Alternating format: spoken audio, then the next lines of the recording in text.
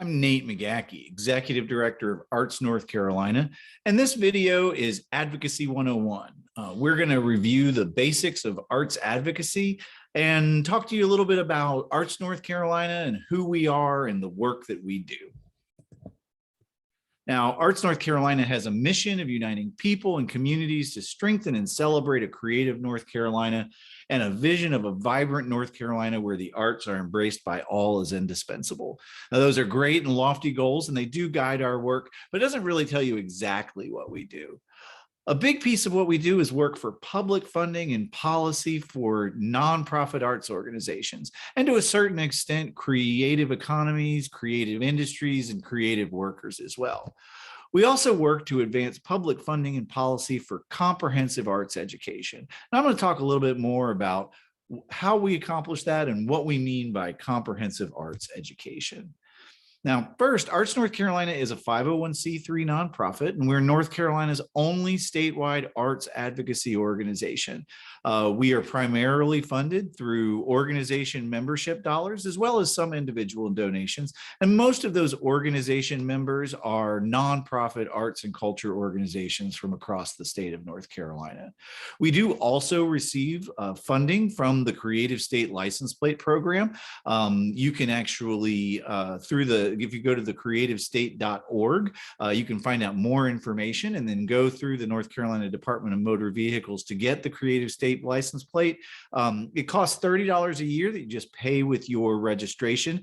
$10 goes to the state, and they use it to put wildflowers onto the side of the road and keep up other travel amenities throughout the state. And then $20 comes to us at Arts North Carolina, and we use those dollars to have a professional lobbyist at the North Carolina General Assembly all year long. And then, of course, we have Arts Day, which is our annual conference of art and action. It's usually a one-day conference and then one day of legislative meetings in Raleigh at the North Carolina General Assembly. And so we get some revenue from registrations as well as sponsorships for that event every year. Now, I want to talk a little bit about advocacy and lobbying, because these terms get used interchangeably, but they don't exactly mean the same thing. Advocacy is active support for a cause or idea or policy, and is normally, I like to think of it as being more broad, like arts education is good for our children. Arts education improves student outcomes. Arts education improves school attendance. Whereas lobbying is usually more specific, is an action specifically to advance money or policy requests in government, such as we need to invest 10 million more county dollars in our school district's arts education programming. But you can't really have lobbying without advocacy. They work together, and both your advocacy and your lobbying should be very strategic and intentional. Now, at Arts North Carolina, we do advocacy and lobbying, sort of dividing that work into three buckets. One is grassroots advocacy and grassroots lobbying, and that's really just about connecting people and connecting advocates to their elected officials. That's all that grassroots really is. It's just those conversations, be that email or phone, et cetera. We have a network of hundreds of organizations across the state and thousands of advocates that we connect to primarily through email, but also through social media and other means. We also employ a professional lobbyist, as I mentioned, Ken Melton and Associates, which employs 3 professional lobbyists. Of course, there's Ken Melton. Our primary lobbyist for our arts work is Stephen Kuba. And then Andy Chase is also a lobbyist that does some work for the arts and arts education as well. So that way we have a presence all year long at the North Carolina General Assembly, talking about the issues important to the arts and arts education. And then lastly, we engage in elections. Really important if you want to make sure that your elected officials are keeping the arts as part of the conversation. It's a good idea to have them have that conversation before they get elected. So we work with candidate engagement and voter engagement to really help nonprofit arts organizations engage with candidates and local elections, and even for the elections for the state legislature in their local communities across the state, and also help them to provide voters in their community with the resources they need. We also provide election resources so that you can go to the We Vote Arts North North Carolina election portal and find all of the information you need for upcoming elections. Now, our primary arts education platform, we call it Comprehensive Arts Education, or CAE. And so it's kind of a more expansive view of what arts education is. Now, we work for arts education, which is arts instruction as an essential subject, such as learning how to dance, learning how to draw, learning how to act, learning how to play musical instruments, etc. But we think it's also really important that students have exposure to high quality arts experience. So arts education and arts exposure sort of rounding out that student experience to not only learn how to participate in an art form, but to really experience it at a higher level. But also we really firmly believe that part of a well-rounded education is using the arts to teach across the curriculum, and that's called arts integration. And when I'm explaining to a legislator or anybody else exactly what that means, I tell them, it's like, look, you learned your alphabet to a song that was written by Mozart. So there's no reason that we can't use creative movement to teach kids how the solar system works, and so on and so on and so on, because arts kind of open up our minds and help kids to learn in new and different ways. And arts integration has been proven to be a really important part of that. So we like to support all three pieces of a comprehensive arts education. Now, when we're working for public funding, particularly in the work that we do at the state and federal level, Arts North Carolina advocates to the North Carolina General Assembly to provide funding to the North Carolina Arts Council. And the North Carolina Arts Council, in addition to their staff, allocates between $6 and $7 million annually, all across the state, to all 100 counties, supporting arts programs and arts education programs in every single corner of the state of North Carolina. But additionally, we also work with our national partners, Americans for the Arts, as well as several other national arts support organizations.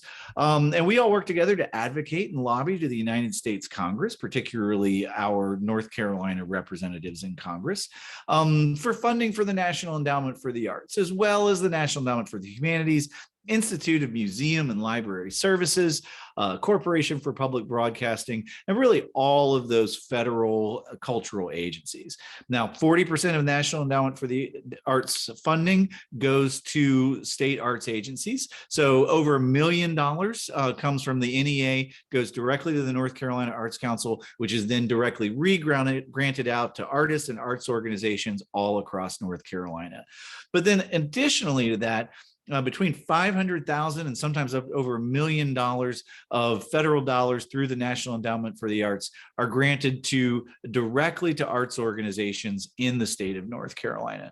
So this kind of gives you an idea of how Arts North Carolina interconnects our advocacy through both the North Carolina General Assembly and through the United States Congress to make sure that the arts and artists are being funded across the state of North Carolina.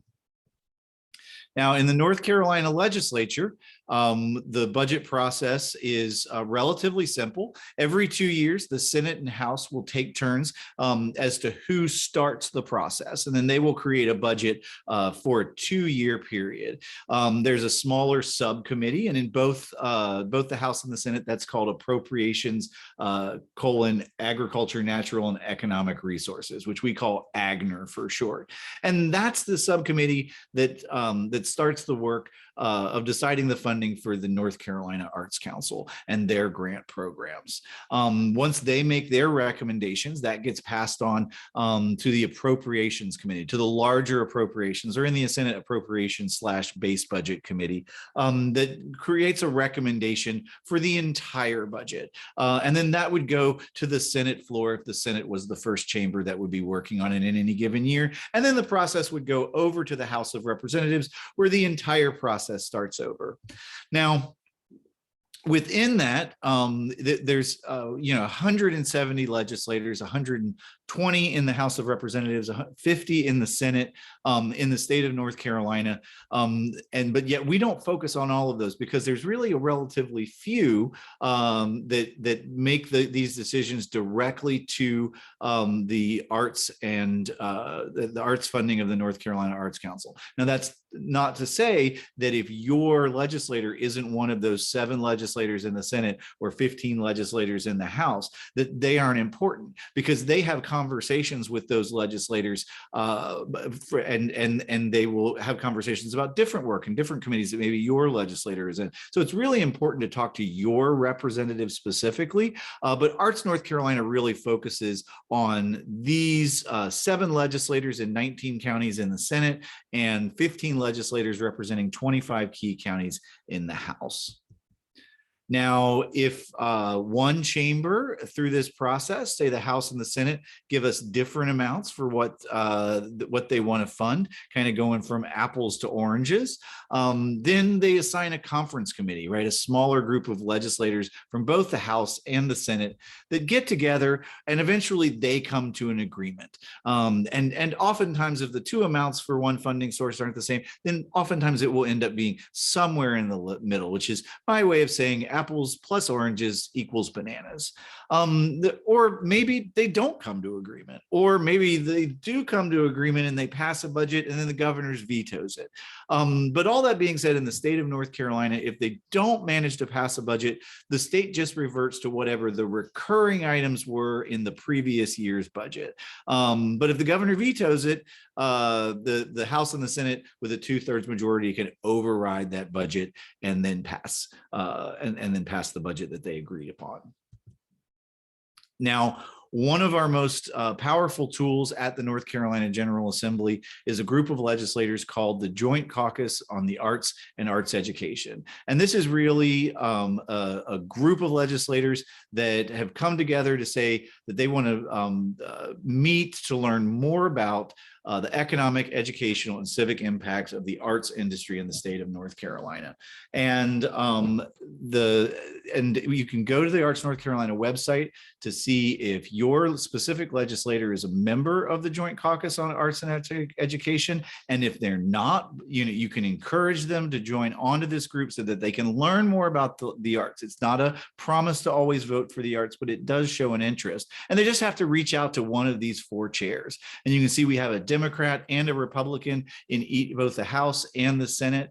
Representative Carney and Elmore in the House, and Senator Sawyer and Senator Woodard in the Senate. And these folks have actually been really great supporters of the arts, and have kind of been our primary leads talking about arts funding and arts legislation and arts education legislation over the last several years. So we're very happy for their support. Reaching out to them is how your legislator joins the caucus.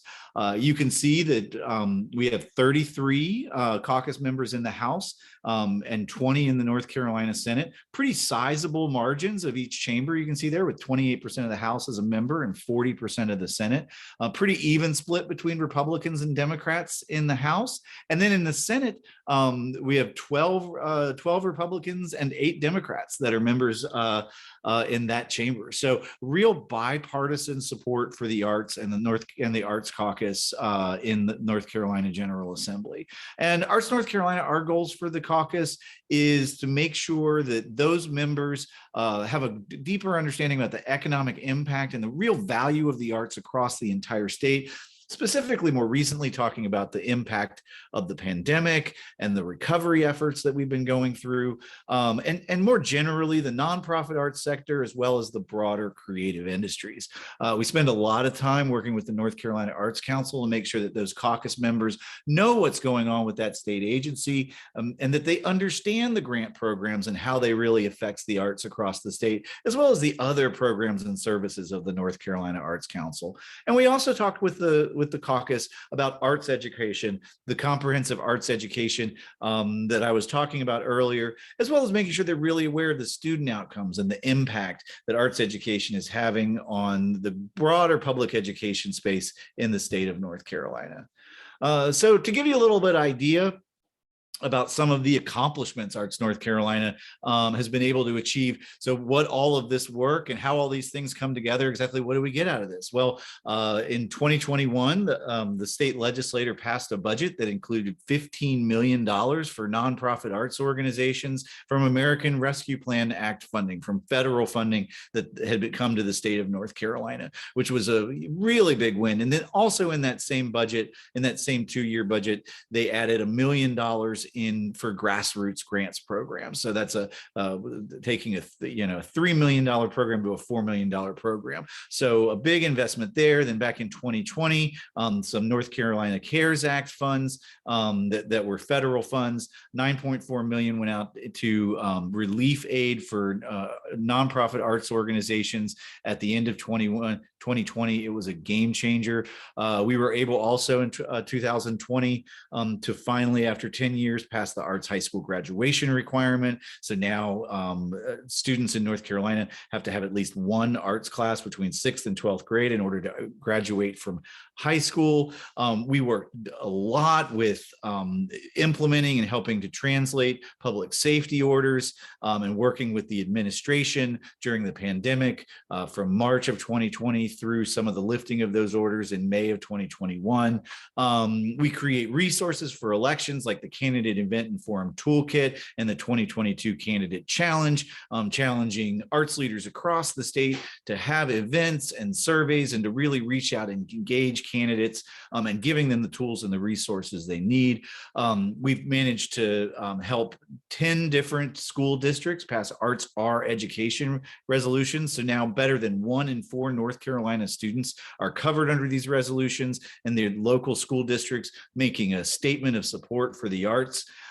We've launched the new Arts Ed NC website, which is the new home for the North Carolina Arts Education Leadership Coalition, which is our education partners representing educators and state agencies that support the arts all across the state. And we've also worked with local arts organizations to help them to access American Rescue Plan funding that they have at the local level, as well as CARES Act funding at the local level, so that those communities can take their federal dollars that are at the county and city level through those federal acts and distribute that to the arts. There's been some real support there, and we've also provided resources for ESSER funding, which is education funding that has come through a lot of that pandemic relief education, such as the American Rescue Plan and the CARES Act. Most recently, out of ARPA was a $3.2 billion available in North Carolina. So some real advocacy wins there at the state and local level we're seeing, but certainly at the federal level, we saw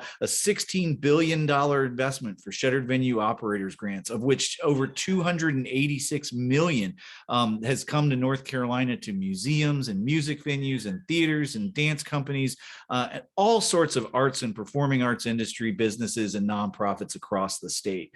We saw $210 million total in pandemic relief go through the National Endowment for the Arts, $75 million from CARES, $135 million from ARP. We also saw an unprecedented amount of federal unemployment assistance. That was the result of some very targeted and specific advocacy and helped very early on in the pandemic. This came through in the CARES Act, and you see a lot of different federal programs made sure that the support that was needed was there to keep arts workers and creative workers from losing homes and getting behind on their rent. And then, of course, the Paycheck Protection Program, which had several rounds of emergency funding that helped businesses and nonprofits alike. And all of this is advocacy and the results of advocacy initiatives that Arts North Carolina either spearheaded or was a part of at the federal level. So arts advocacy actually can make a difference, and particularly over the last several years, as we've been dealing with the outcomes of the pandemic, advocacy has played a really crucial role. So when we're talking about advocacy, exactly what does that mean? Well, grassroots advocacy, if we want to kind of narrow that down and think of grassroots, just simple grassroots advocacy, it's something a little bit more basic. That's more writing emails, letters, maybe phone calls, or entering in public comment periods online. A lot of times there'll be public comments where you can go to a website and give your opinion on an issue. This is a really great way to connect. Arts North Carolina sends out email lists, so you know when to write emails or letters or phone calls. We kind of give you those instructions, and those alliances can really be important. So Arts North Carolina, we do that work primarily at the state level. AFTA, or Americans for the Arts, is our primary partner to do that work at the local level or at the national level, so that you know when is a good time to write your congressman or our U.S. senators. But then your local arts council is usually the best lead to coordinate those advocacy efforts at the local level for city and county advocacy. We strongly encourage you to work with your local arts councils, and often who we're working with for advocacy in your local district. But then sort of that next level of advocacy is more about relationships, right? It's grassroots, but we really like to also call that grass tops advocacy. And that's having those meetings with those decision makers, whoever that decision maker may be, school board, county commissioner, North Carolina legislator. And you can do that in person. You can have those conversations by phone. You can have them in video. We're all used to meeting now in different ways because of the changes of the pandemic. Having those meetings is important, and building those relationships. Certainly you can have a start with that at events like Arts Day. You can do that in a group with a lot of other advocates from across the state, or the National Arts Action Summit, which is thrown each year or held each year by Americans for the Arts in Washington, D.C. in the years that it's in person, or during the pandemic, it's been a remote event as well.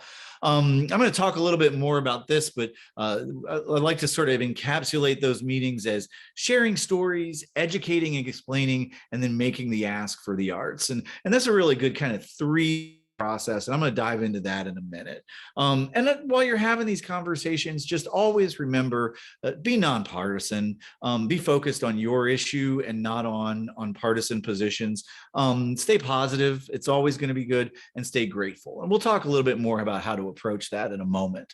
And then also another key piece to larger advocacy is public awareness. And certainly you can get public awareness around your issue through social media or email list or other electronic means such as that. You can hold celebrations or events, performances to sort of call attention to your issue. Certainly reaching out to the media is a great way to get a broader understanding of your issues and your needs, and explaining your point of view to enact change and make the public more aware of that issue. Print publications, radio, TV news, etc. Marches and protests. Now, these are a form of public awareness. Those marches and protests aren't really aimed so much at the legislators or the government body so much as they're making the larger public very aware of that. Arts North Carolina does not typically recommend marches and protests for the arts as an issue. It's a little bit smaller than, say, some more popular issues such as gun control or immigration that might have a broader thing. So we don't necessarily think that your first approach to addressing an arts issue should be signs and marches and protests. The arts is generally best served through public awareness, through other means, as well as through one-on-one conversations with legislators. But be careful, because anytime you enter into the public sphere, whether or not it's marches or whether or not it's on social media, you can make friends a lot faster, but you can also make enemies a lot faster. So you want to be very careful once you're in public about exactly how you're framing your message so that it can be clearly understood and not misunderstood. So that share, educate, and ask approach. It's really important to remember that that legislators and county commissioners, city councilors, they are all people. And as people, we all love stories. We connect to stories. That's why we love theater and dance. That's why we watch television and movies, because we're humans and we're living our own story. And legislators are no different. And if they hear a story, they'll remember that. They can connect to that on a personal level. So be able to tell about your story, your own personal connection to the arts, or it can be someone else's story. Talk about children that are experiencing the arts in your community, or other artists or other art patrons, but tell a story that puts a face to the point that you're trying to make.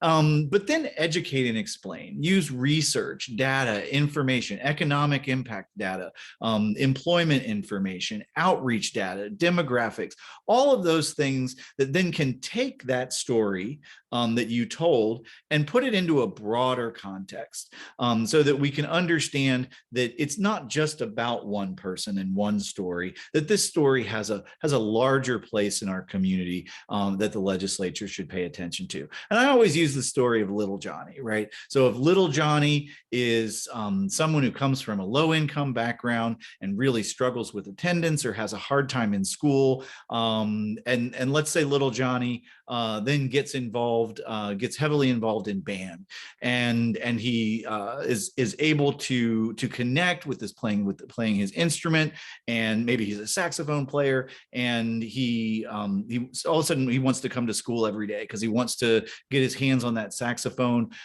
He might maybe he becomes the next great saxophone player, or maybe he doesn't, right? Maybe he just enjoys playing the music, but he comes to school there every day. His grades come up.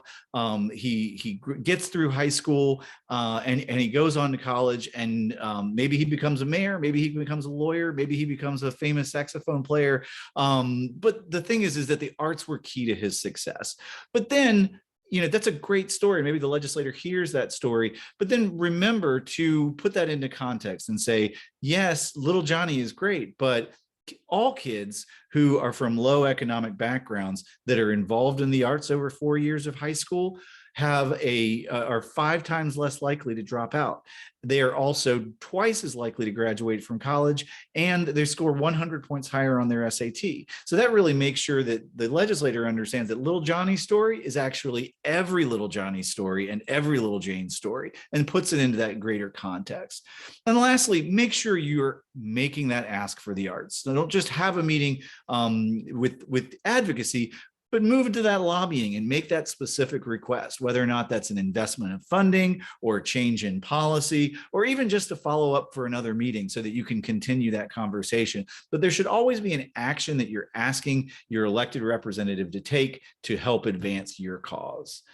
So when you're making the meeting, make sure that you're meeting the right person. Certainly, you don't want to ask a county official for city funding, or you don't want to ask a state legislator to change your local school board policy. So make sure that you understand exactly what it is that you're asking for, to make sure that you align that with who to meet.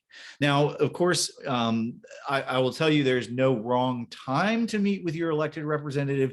Any time is a good time, but you can be strategic about it. And I like to use the pumpkin spice latte reminder, is that whenever pumpkin spice lattes come out, I was like, this is a really good time to talk to my legislator, because it's the fall, things are getting colder, and the legislator is probably back from vacation, but all of those final budget decisions are made in the spring. So if you're going to have a pumpkin spice latte with your legislator, you can have a longer conversation in the fall. Though in election year, you might want to wait until after election day. So maybe have a peppermint coffee with your legislator.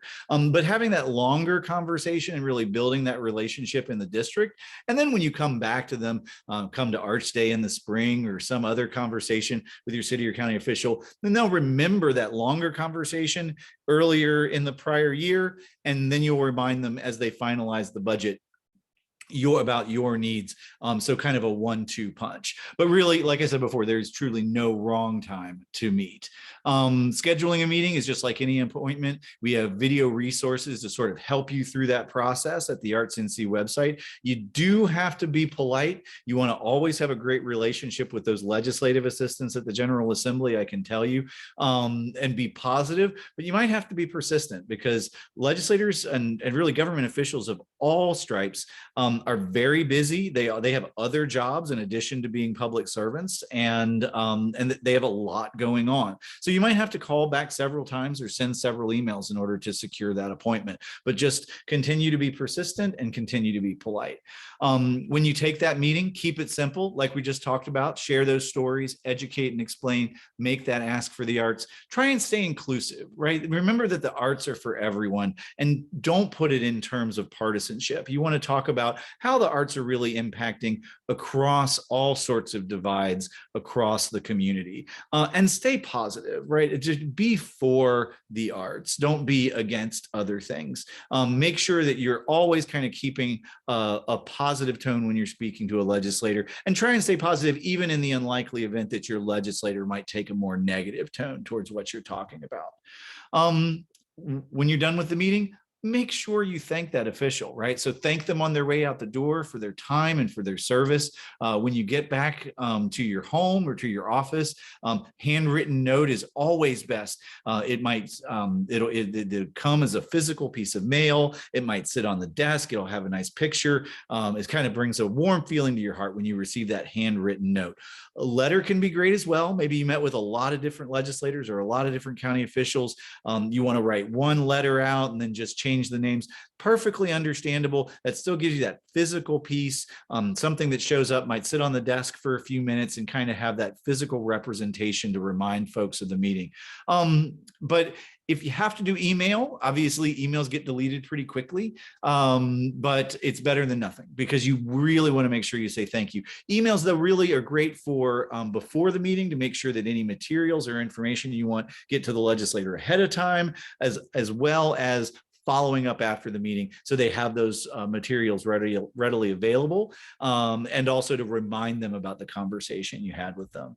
And then the last piece of that is just continuing to build that relationship, right? And it's just like building any other relationship. If you treat the elected official like your friend, like your colleague, like somebody that you're friendly with, then they're going to become one, and you're going to build that relationship one encounter at a time. Stay informed. Make sure you know your issues, know their issues as well. Maybe transportation is something that they're very focused on. So how do you have a conversation about transportation that segues into the arts and the type of funding and support that you're looking for? And always be grateful, because as I said before, serving public service and being an elected official is generally a very thankless job. It takes a ton of time. It takes a ton of effort. It can be very, very stressful, and they don't hear thank you enough. So please remember that you really do want to be the person that thanks them for all of their time and all of their hard work and service.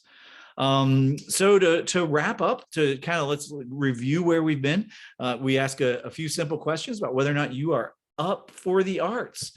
So certainly we hope that everybody that loves the arts and cares about the arts and wants to support the arts signs up for the Arts NC email list.